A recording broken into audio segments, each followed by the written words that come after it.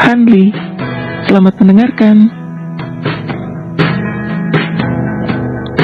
Kawang mulai menghubungi kenalannya untuk menjadikan Tania kucing kecil mereka. Meski tidak akan mungkin bisa mendapatkan pendukung sekuat Louis lagi, bisa membuat Tania kembali ke dunia entertainment saja sudah cukup. Sementara itu, Louis semakin menenggelamkan dirinya di dalam pekerjaannya. Semenjak kepergian Marsha, Louis semakin kerja dengan menggila. Jika melihat celah bisnis yang menguntungkan grup Liu, maka akan Louis lahap, baik itu di Beijing ataupun di luar Beijing. Axel seminggu sekali rutin menemui Louis. Jika di kantor, Louis menggila kerja. Maka lain hal jika di dalam klub, Louis akan minum dengan menggila. Dua hal tersebut adalah pelarian hati Louis, karena sudah membuat Marsha menghilang dari hidupnya. "Hei, apakah kau ini sebuah tong bir?" ucap Axel seraya mengambil gelas dari tangan Louis. "Berikan kepadaku. Hanya dengan ini, maka aku bisa sejenak melupakan jika dia telah pergi dariku," ucap Louis sendu. Axel telak pinggang seraya mengacak-acak rambutnya. Tidak tega melihat teman baiknya seperti ini, namun juga tidak bisa mengatakan tentang keberadaan Marsha yang masih hidup. Axel telah berjanji kepada Marsha menyanggupi permintaannya untuk bisa memulai kehidupan barunya dengan tenang tanpa Louis.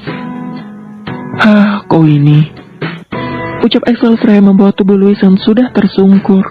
Axel tidak percaya akan mendapati hari di mana seorang Louis Liu bisa terkapar seperti ini hanya karena merasa kehilangan seorang wanita. Axel memapah tubuh Louis ke kamarnya dan menaruh Louis di tempat tidurnya. Axel terkejut melihat sebuah frame figura foto yang diletakkan di pajang gantung di dinding. "Ini bukankah mereka waktu itu? Bahkan tidak foto bersama," ucap Axel. "Ternyata kau benar-benar mencintainya," ucap Axel. "Jika Marsha masih takdirmu, maka dia akan kembali kepadamu," ucap Axel lagi lalu beranjak pergi dari kamar Louis. Di Paris, setiap pagi Marsha menjalani aktivitasnya dengan damai. Pergi kursus lalu terkadang pergi ke pasar atau hypermart.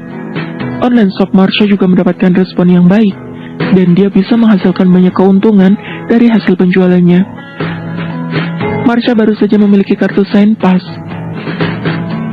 Ini adalah kartu keanggotaan untuk bisa menonton film di bioskop kapanpun kau ingin. Di sini jika sebuah film baru tayang, maka akan diputar di bioskop yang super besar. Namun, jika sudah menjelang masa tayangnya akan habis, maka akan dipindah ke bioskop yang ukurannya lebih kecil.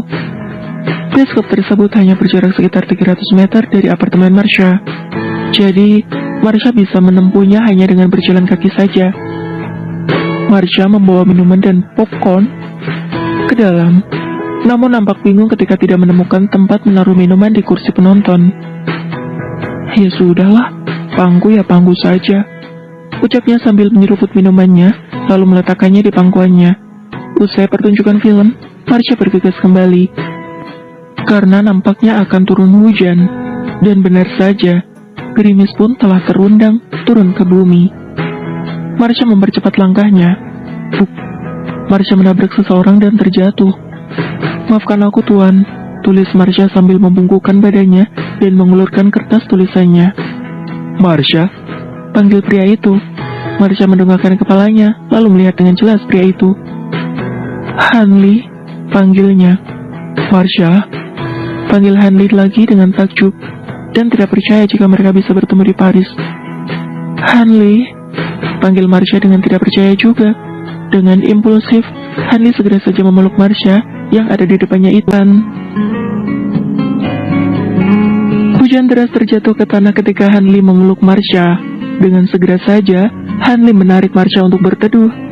Hanli mengeluarkan sapu tangannya untuk menyekar rambut Marsha yang sedikit basah. Hanli membuka jaket panjangnya dan memakaikannya ke Marsha. "Apa kau tinggal di sini, di Paris?" tanya Hanli penasaran, namun memasang wajah senang.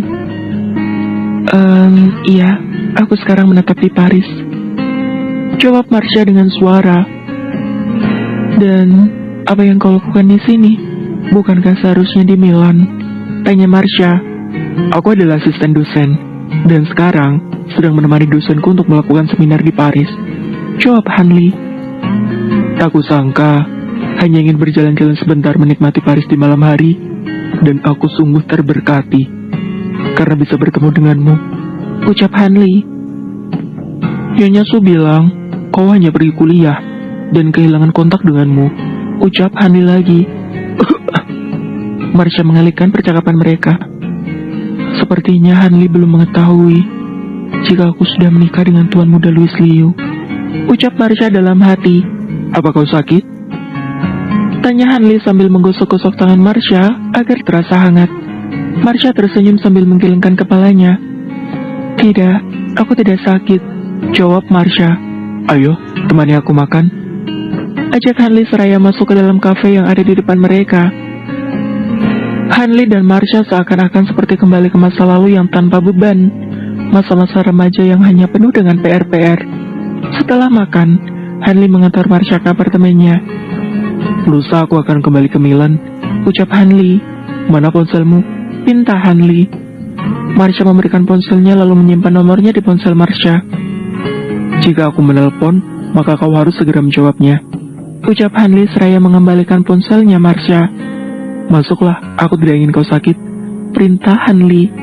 Marsha membuka jaket panjang dari tubuhnya dan mengembalikannya kepada Hanli. Kau juga berhati-hatilah, ucap Marsha kepada Hanli. Hanli memandangi Marsha yang masuk ke apartemennya. Rasa senang di hati Hanli menyeruak tatkala mengetahui Marsha hanya bisa berbicara kepada dirinya. Ketika di awal pertemuan, Marsha berbicara melalui kertas tulisan. Namun, ketika Marsha mengenali Hanli, dengan segera Marsha mengeluarkan suara lembutnya itu. Hanli seperti sedang terbang di awan berbentuk kapas. Itu terasa lembut di hati. Marsha di Paris, lalu aku di Paris. Ini akan nampak bagus jika aku beri judul Paris I'm in Love, ucapnya dalam hati dengan senang. Marsha belum menceritakan tentang pernikahannya dengan Louis, karena dia masih tak ingin mengungkit luka tentang Louis. Saat ini, Marsha sedang berusaha sekuat tenaga untuk menyembuhkan luka yang telah Louis torehkan. Menceritakannya kepada Hanli, itu sama saja seperti menggali kenangan yang sudah berusaha ia kubur. Marsha menarik selimutnya menutupi seluruh tubuh dan wajahnya. Marsha masih teringat tentang Louis. Louis Liu. Sudah, aku tidak mau pikir lagi, ucap Marsha dalam hati. Louis yang sedang minum air putih tiba-tiba tersedak dan terbatuk sambil memegang dadanya. Mengapa sepertinya baru saja aku merasa Marsha memanggilku? Pikir Louis. Apa aku sudah gila? Marsha telah pergi, tidak mungkin dia memanggilku, ucap Louis sambil mengingat suara lembutnya ketika berbicara padanya di tebing. Wanita ini sungguh kejam, sekali bilang tidak ada kaitan satu sama lain, lalu benar-benar pergi meninggalkanku sendiri, ucap Louis dalam hati dengan sendu. Jika itu bukan dirimu, maka seumur hidup ini aku tidak akan jatuh cinta lagi, pikir Louis. Marsha melirik ponselnya dan tertera nama Hanli muncul di layar ponselnya. Marsha segera menjawab panggilan telepon tersebut. Bonjour, sapa halo Marsha dalam bahasa Prancis. Hei, kau sudah bisa bahasa Prancis? Tanya Hanli. Oi, jawab Marsha lagi dengan logat Prancis. Haiya, kau ini memang pintar, bersiaplah. Sebentar lagi, aku akan menjemputmu, ucap Hanli. Hei, kita mau kemana? Tanya Marsha. Esok aku akan kembali ke Milan, jadi aku ingin menghabiskan waktu 24 jamku bersamamu, ucap Hanli. Bersiaplah, aku akan segera sampai di sana, ucap Hanli lagi seraya menutup sambungan teleponnya. Marsha segera saja bergegas merapikan dirinya, lalu segera turun. Hanli sudah menunggu di bawah dengan membawa sarapan untuk Marsha. Ini, makanlah, ucap Hanli yang sangat paham jika Marsha pergi di hari pagi sekali, maka dia akan melupakan sarapannya. Marsha menerima sandwich itu dengan tersenyum. Marsha menggigit sandwich itu dengan perlahan. Kemana kita pergi? Tanya Marsha. Menara Eiffel, jawab Hanli. Iya, selama di sini aku belum pernah pergi ke sana, ucap Marsha. Mereka pun pergi ke sana. Hanli membeli tiket di loket, lalu mengajak Marsha naik lift sampai dengan tingkat kedua untuk melihat pemandangan dari atas Menara Eiffel. Setelah puas berfoto di sini, mereka pergi ke Place de Concorde, sebuah alun-alun utama terluas di Paris.